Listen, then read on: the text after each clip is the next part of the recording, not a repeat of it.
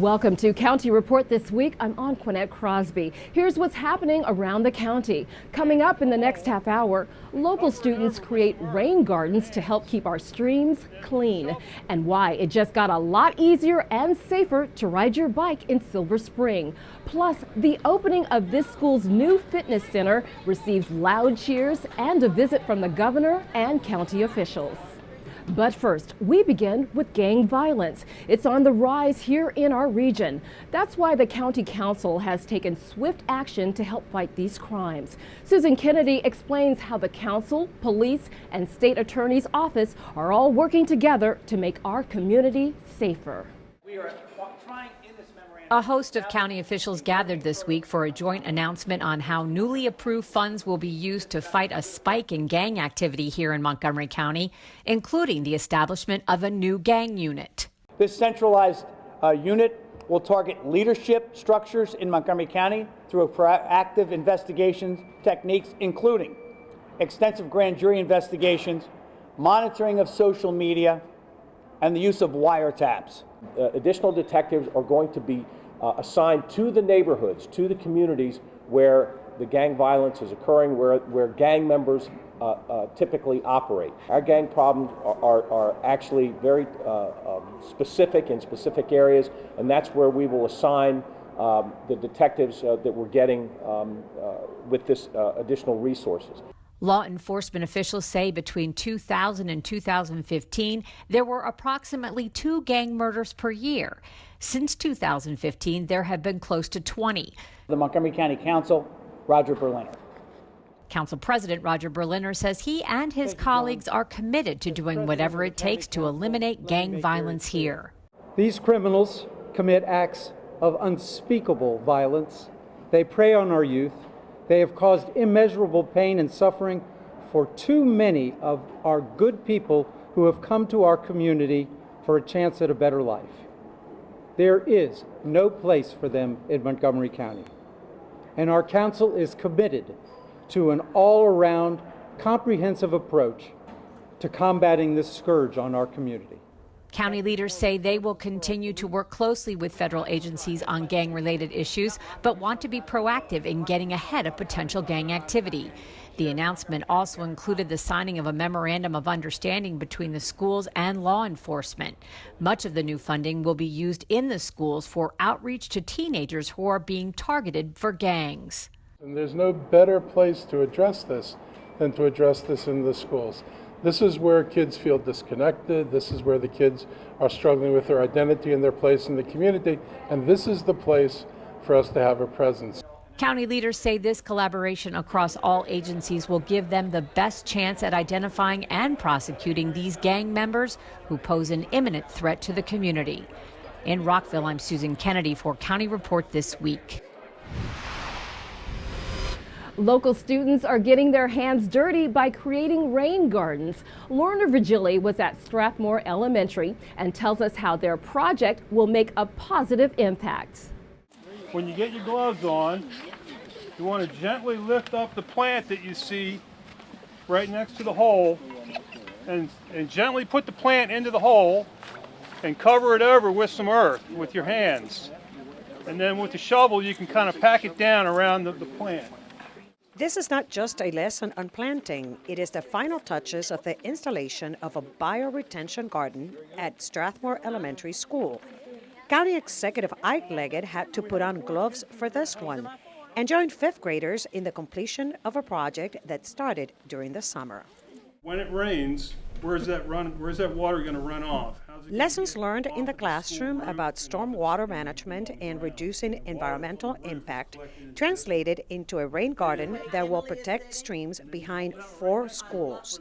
3 middle schools, Argyle, Newport Mill, and Sligo, along with Strathmore Elementary, participated in the installation of rain gardens at each school. It really builds on the learning of the students and the fact that they really need to understand what they need to do to help the world. So how do you go from the learning to making an impact as they become adults and responsible citizens? The garden collects rainwater from school rooftops and parking lots. A pipe runs across the field and diverts the water to the garden. Plants absorb the water, reducing the flow and pollutants that reach the Anacostia and Rock Creek watersheds and ultimately the Chesapeake Bay. Thank Dr. Smith, Principal Nelson, but more importantly, all of our students. Thank you for that wonderful poem. It really reflected a great deal of learning on your part. We are excited about what you are doing and excited about the learning experiences. So we're going to cut. We'll call for 3, 2, 1, cut.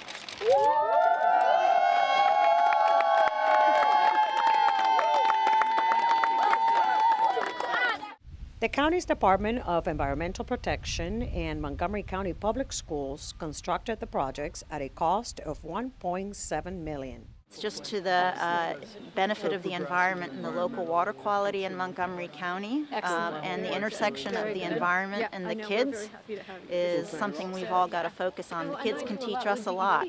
And I think it also gives them an insight into future jobs for them in the environmental arena. For more information on stormwater management, visit montgomerycountymd.gov/DEP. In Silver Spring, for County Report This Week, I'm Lorna Virgili. There's a lot of anticipation about which city Amazon will choose as its second home base in North America. And Montgomery County is making sure the retail giant knows how much this area has to offer. Recently on the show, One-on-One, County Executive Ike Leggett explained how the county is engaging in the bidding process to bring Amazon here. Governor Larry Hogan has said that several cities in the state will be sending a proposal to the company, but he feels Baltimore would be the best location. I think that he has made a push for Baltimore, but the last time I checked, I was the county executive of Montgomery County, Maryland, and so Montgomery County, Maryland will be putting out its own separate independent bid. And I think that when you look at it and you compare certainly throughout this region and throughout the state of Maryland, our bid, our proposal clearly would be one that is quite superior in many ways and responds quite well to the perspective that Amazon has put out. So I respect the governor in his position and trying to ensure that Baltimore is competitive, but when you look at the bottom line of what they need, I think Montgomery County clearly is in the best position in terms of going forward with this project. But we're going to fight, and we're going to fight very, very hard. The second Amazon headquarters is expected to employ 50,000 people. You can watch this entire episode of One-on-One on County Cable Montgomery. Coming up on County Report this week, by lending a helping hand, how you can make a huge difference during Community Service Week. And Rockville wants your input about the city's upcoming budget. We'll tell you how you can voice your opinions. Those stories and more when we come back. Introducing Ride On Extra, coming to Route 355, fall of 2017. The bus with less stop and more go. Regular Ride On service has 80 stops between Lake Forest Transit Center and the Medical Center Metro Station. Ride On Extra has 85% fewer stops. Plus, Ride On Extra is all about the extras. Free Wi-Fi, USB charging ports, real-time info displays, and runs every 10 minutes. It's Ride On Extra. Less stop, more go. Did you know there are more than 10,000 county government phone numbers? But there's only one number you need to remember for non-emergency calls, 311. MC311 is Montgomery County government's online telephone information system. Need information? Have a problem or complaint? Trying to locate a county government facility? Call 311. The call center is open Monday through Friday, 7 a.m. to 7 p.m. The website is available 24 hours a day, 7 days a week. Welcome back to County Report This Week. I'm Anquanette Crosby. Well, it's time to roll up your sleeves for Community Service Week. Local residents are encouraged to give a few hours of their time during Community Service Week. It takes place from October 22nd through the 29th. Many of the service projects also provide students with a chance to earn student service learning hours. Recently, Bruce Adams was interviewed on Montgomery Al Dia, and he explained which projects are available and how seniors can get more involved. So it's from the young to the seniors. We're stepping up our game in terms of encouraging folks 50 and over to get involved. We know that when people serve and when they help others, they're healthier, they feel better, they feel connected to the community. Service projects are posted on the Volunteer Center's website at montgomeryserves.org, or you can call 240-777-2600 for more information. Each year, nearly 240,000 women will be diagnosed with breast cancer. That's according to the Centers for Disease Control and Prevention. Mammogram screenings help improve the chances for survival. But a local nonprofit called the Brim Foundation says there are more things people should know about how to prevent breast cancer. So while breast cancer is a really well-marketed disease, the pink ribbon seems to be everywhere, there are actually things that women still don't know and need to know about breast cancer. And one of them is that a screening mammogram, while really important, doesn't actually tell a woman whether she has breast cancer. It only tells her whether she has an abnormality that requires a subsequent diagnostic test. Well, screening mammograms are usually free, but those diagnostic tests are not. And there's a gap for a lot of women who go and diligently get their screening mammogram and then can't afford the diagnostic test. Well, what does this mean? It means that Mrs. Smith is told she has an abnormality, can't know if it's cancer or not until she has a diagnostic test that she can't afford. That's where the Brim Foundation's B Fund comes in. The B Fund pays for low-income women's diagnostic tests within 2 weeks of that abnormal mammogram, so they don't have to wait 6-7 months to know whether they have breast cancer. If they do, they can start a treatment plan, and if they don't, they can have peace of mind and go to sleep at night. For more information, go to brimfoundation.org or call 202-649-0538. Rockville's mayor and council want to hear your ideas for the city's upcoming budget. Rock 11 Now's Kathy Dantzler explains how your voice and input can be heard. The city is gearing up to start working on the fiscal year 2019 budget, and we want to hear from you. You can be a part of the budget brainstorming in person or online. There, you can give your input on the FY19 operating budget and capital improvements program. To get your name on the speakers list, just call 240-314-8280. And beginning October 17th, you can go online at rockvillemd.gov/budget and use our new interactive tool to get involved by selecting what you think the top budget priorities are, giving ideas on how to decrease costs, and much more. Staff will compile those online submissions and pass them along to the Mayor and Council. The Mayor and Council are scheduled to adopt the FY 2019 budget in May. Coming up on County Report this week, the county threw a big party to celebrate its global community. And the county is offering places to safely get rid of unwanted prescription drugs. Stay with us. County Report this week. We'll be right back.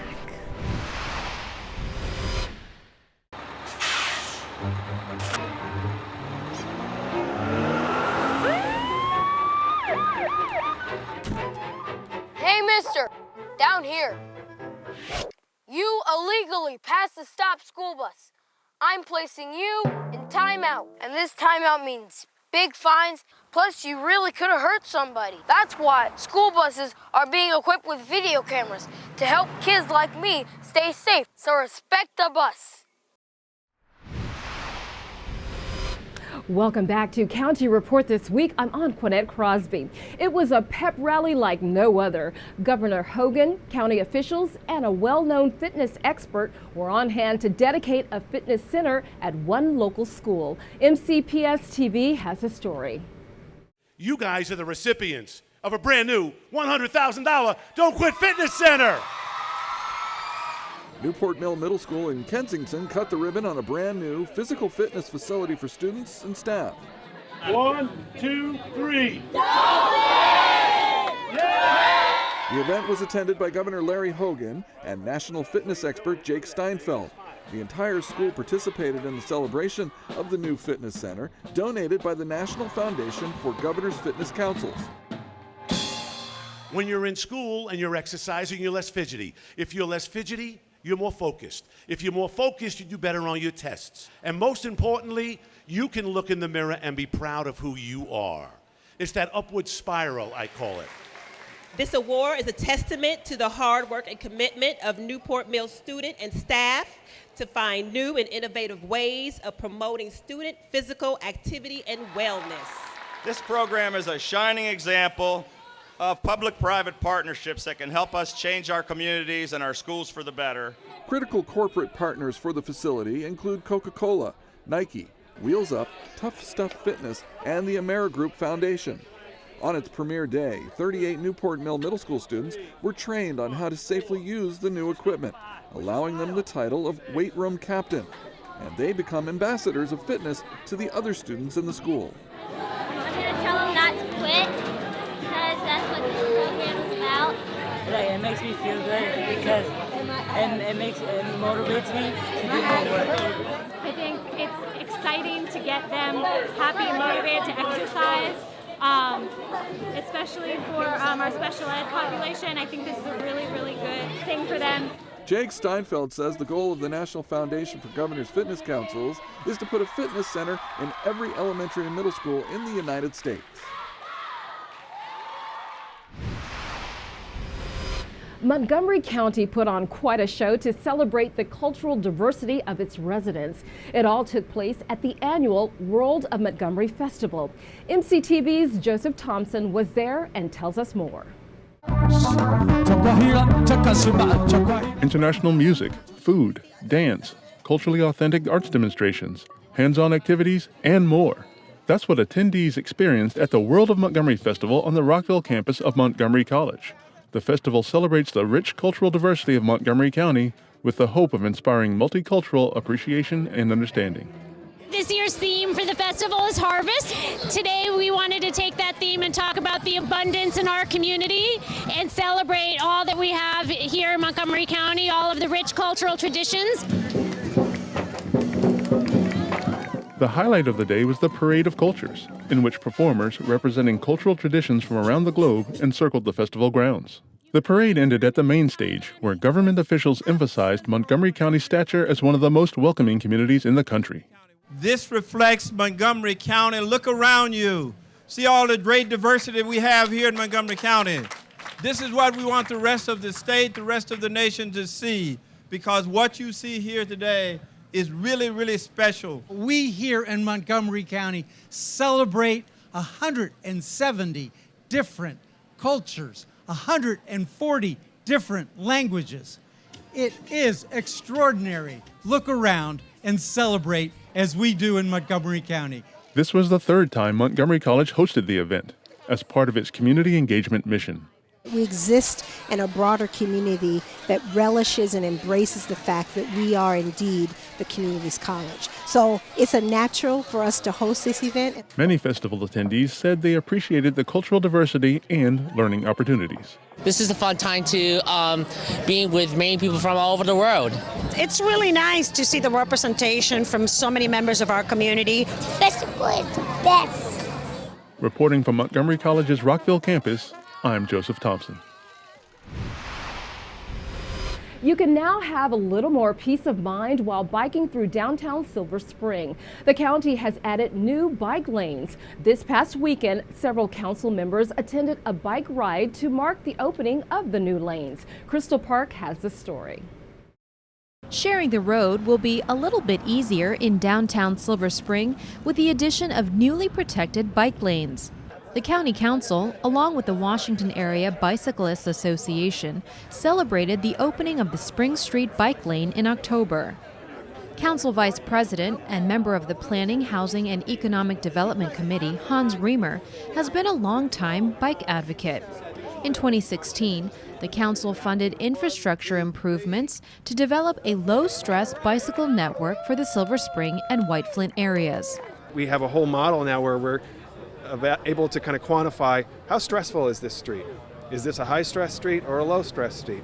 If they're part of an important commuting route, then we can come in and we can build a protected lane. So this is really a showcase for that whole transportation technology. The protected bike lanes have clearly marked lines and have physical barriers to prevent cars from drifting over. The lane stretches 0.8 of a mile along Spring and Cedar streets. It provides peace of mind for bikers who commute to work on two wheels. Unfortunately, it used to be the Silver Spring was a little bit treacherous prior to the bike lanes, and now I really feel like it's safe. I feel like I can actually bring my kids out there and we can go for a bike ride around Silver Spring. The county has also teamed up with MoBike, a dockless bike share app, in its effort to create a more cyclist-friendly environment in Silver Spring. Users can locate nearby bikes through the app and unlock it by scanning a code. Cyclists, kids, and even pets took part in the family-friendly bike ride, which looped around Spring Street. Peter Gray, who serves on the Washington Area Bicyclists Association's board of directors, says this has been a long time coming. It's so much safer, and it provides such better throughput for all vehicles. In Silver Spring, I'm Crystal Park for County Report This Week. It's time to check your medicine cabinet for expired or unwanted prescription drugs. It's also time to mark your calendar for the Prescription Drug Take Back Day. It'll be held on October 28th. This event is an effort to prevent prescription drug abuse and theft. The idea is to keep residents from flushing prescription drugs or tossing them in the trash where they could be ingested by animals or a person. This is the safest way to get rid of any unused or unwanted prescription medication. There are not a lot of good options to be able to dispose of unused medications. And by taking part in the Drug Take Back Day, you can possibly prevent an accidental poisoning or intentional drug abuse. On October 28th, there will be drop-off locations across the county. Residents can drop off prescription drugs and over-the-counter medications at the police stations listed on your screen. There will be collection boxes in the parking lots of the stations listed between 10 a.m. and 2 p.m. Coming up on County Report this week, the county's green champions are honored at an annual gala. And Tacoma Park is throwing a monster bash for the entire family, and you're invited. Stay with us. County Report this week. We'll be right back. Interested in career success? Get to Montgomery College and we'll get you going. You can earn an associate's degree in only 2 years. With 3 campuses, award-winning faculty, and multiple online learning opportunities, Montgomery College will empower you to set your course and succeed. Want to pursue a bachelor's degree? If you start at MC, you can save 1/3 on total tuition costs of a 4-year program. Apply today.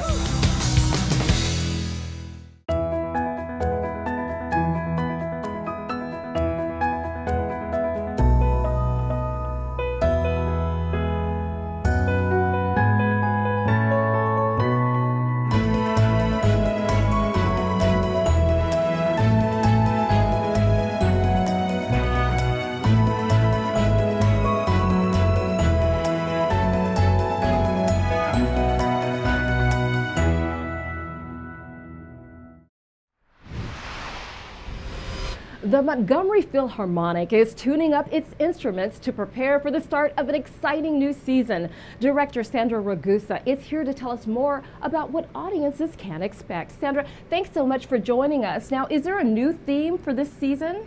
Yes, it's Old Friends and New Friends. We've chosen some great music through an audience survey. We took a survey in the summertime and came up with music that was new to the audience and new to the orchestra and paired it up with old favorites that the audience and the orchestra both love. And how do you help serve young people? Well, we have several things that we do. First of all, we will be playing a concert with the students at Montgomery Village Middle School. All of the band and orchestra students will be working with us to give a great concert in January. Also on that concert will be the winners of the Bernie Rappaport competition. We'll choose 3 young cellists, middle school age, to play a Vivaldi concerto. Finally, in the summertime, we have a fabulous Youth Chamber Music Festival. We work in July, and then in August we do a fantastic concert with students who are ages 11 through 19, and we also have an ice cream social. That's wonderful. So are there other outreach efforts underway? Yes, we're developing a senior outreach. We hope to bring chamber music to senior citizens that are in the Montgomery Village and Montgomery County areas. Thank you, Sandra, for sharing all the information. Can't wait for the new season. Thanks for having me. You can find more about this season's schedule at montgomeryphilharmonic.org. Bethesda Green is honoring those who champion for a greener community in the county. MyMC Media's Mitty Hicks has more about the Green Gala. It's a special night here at the Bethesda Jazz and Blues Club to honor businesses and organizations that are making a green difference on the local economy. And no, it's not just money talk. Green in this case means sustainability. What does sustainability mean to you? It means acting in a way that provides for the needs of the current generation without sacrificing the ability of future generations to meet their needs. Which is why Bethesda Green, a local green business incubator, teamed up with Bethesda Magazine to host their 8th annual Green Gala to celebrate those who are sustainable champions in the region.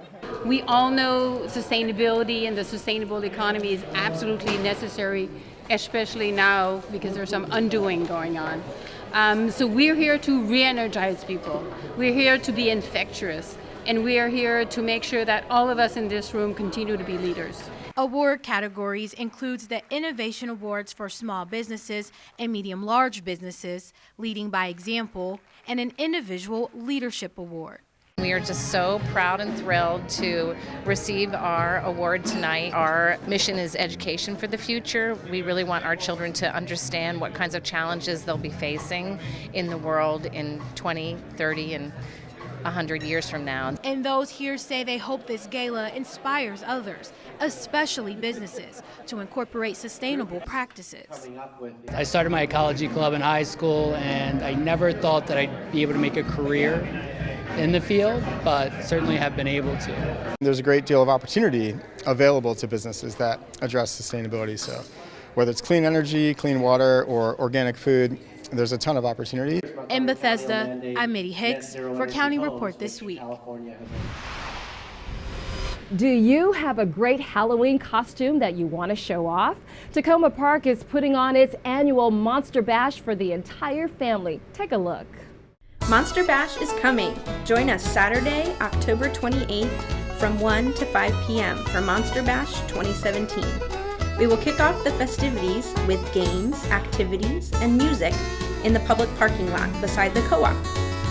Judging will take place while the costume parade makes its way down Carroll Avenue, so don't be late.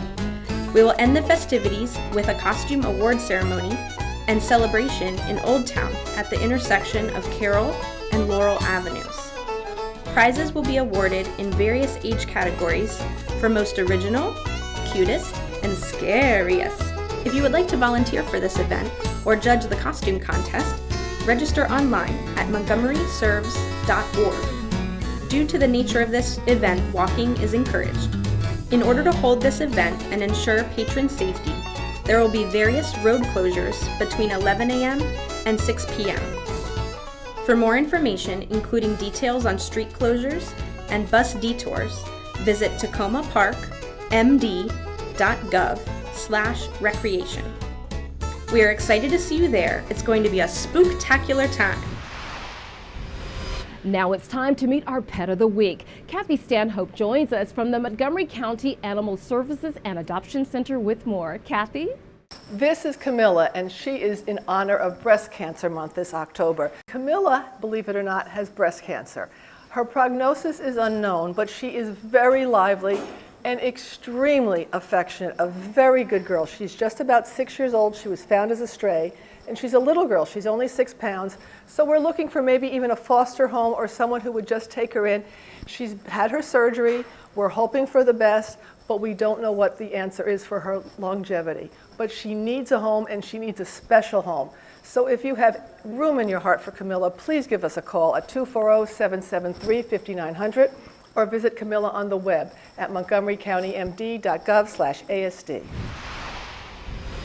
With that, we close this edition of County Report this week. Remember to like us on Facebook and to join us again at this time every week for a look at what's going on inside Montgomery County. I'm Anquinette Crosby. Thank you for watching.